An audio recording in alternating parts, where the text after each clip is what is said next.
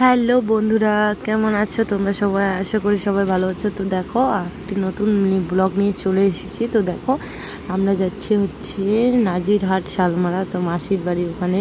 আমার বোন ছিল অন্নপ্রাশন, কোনো দিনও যায়নি মাসির বিয়ের পরেও। তারপরে দেখো আজকে প্রথম যাচ্ছি। দেখো এসে দেখি বুনু শুয়ে আছে। বুনু দেখে আমাদের দেখে কি খুশি।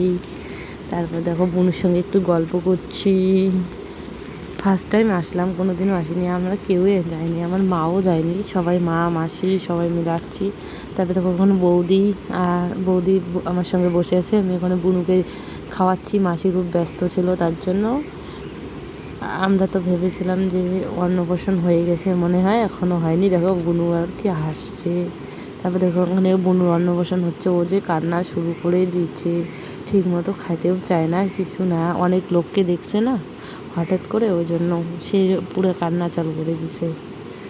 আর যে গরম পড়েছিল, গরমে তো অবস্থা পুরো শেষ। তারপর দেখো সবাই মিলে ঘুরবে নাকি একটু, জল তো আনে না মেয়ে মানুষের অন্নপ্রাশন। তারপর দেখো ওইদিকে বাংলাদেশ বর্ডার ছিল পাশে, কি সুন্দর লাগছে না, চারিদিকে সবুজে সবুজ। দেখো কতগুলো টোটো যাচ্ছিলো।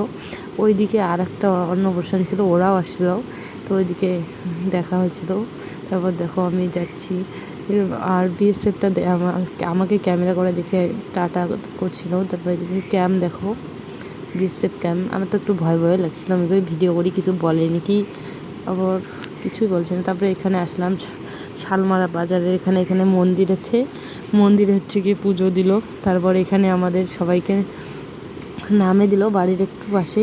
তারপর বললো সবাই নাকি ডান্স করে দেওয়া, তো কোনো এনার্জি নেই। তারপর দেখো আমরা এদিকে প্রথম সমাজে সবাই খেলাম, কারণ এদিকে সবার বাড়ি দূরে ছিল, আমরাই সব আত্মীয়রা মাসি বাড়ির এদিকে।